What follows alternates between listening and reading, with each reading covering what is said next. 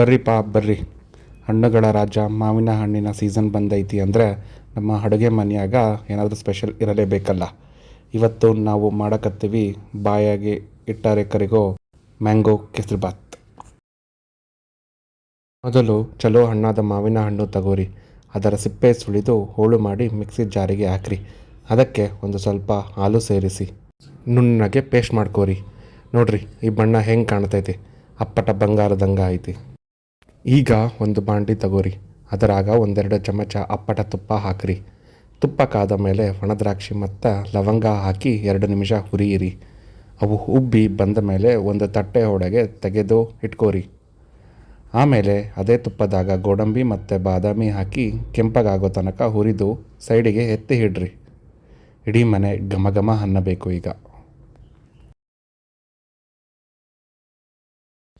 ಈಗ ಅದೇ ಬಾಣಲಿಗೆ ನಾವು ರೆಡಿ ಮಾಡಿಟ್ಟಿರೋ ಮಾವಿನ ಹಣ್ಣಿನ ಪೇಸ್ಟ್ ಹಾಕಿರಿ. ಗಂಟಾಗದಂಗೆ ಕೈ ಆಡಿಸುತ್ತಾ ಇರ್ರಿ. ಆಮೇಲೆ ಅದಕ್ಕೆ ಸ್ವಲ್ಪ ನೀರು ಸೇರಿಸ್ರಿ. ಗಡ್ಡೆ ಆಗದ ಹಾಗೆ ತಿರುಗಿಸ್ತಾ ಇರಿ.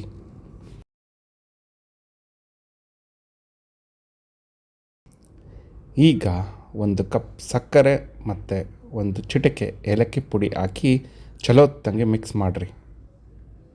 ಸಕ್ಕರೆ ಕರಗಿದ ಮೇಲೆ ಒಂದಿಷ್ಟು ಒಣ ಕೊಬ್ಬರಿ ತುರಿ ಉದುರಿಸಿ, ಆ ರುಚಿನೇ ಬೇರೆ.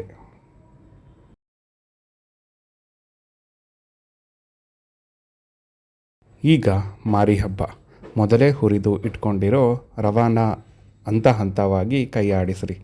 ಗಂಟಾಗದಂಗೆ ನೋಡ್ಕೊಬೇಕು ನೋಡ್ರಿಪ್ಪ.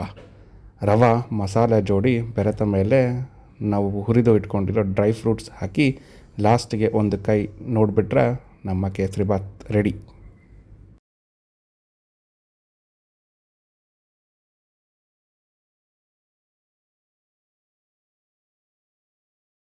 ನೋಡಿದ್ರಲ್ಲ, ನೋಡಿದರೇ ಬಾಯಾಗ ನೀರು ಬರಕತ್ತೈತಿ.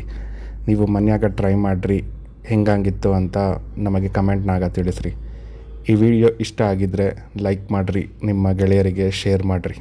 ಇಂಥದೇ ಅಪ್ಪಟ ಉತ್ತರ ಕರ್ನಾಟಕದ ಅಡುಗೆಗಳಿಗಾಗಿ ನಮ್ಮ ಚಾನಲ್ಗೆ ಈಗಲೇ ಸಬ್ಸ್ಕ್ರೈಬ್ ಮಾಡಿ, ಆ ಗಂಟಿ ಬಟನ್ ಒತ್ತೋದನ್ನು ಮರಿಬೇಡ್ರಿ. ಹೋಗಿ ಬರ್ತೀವಿ, ಆರಾಮಿರ್ರಿ, ಚಲೋ ತಿನ್ನಿರಿ.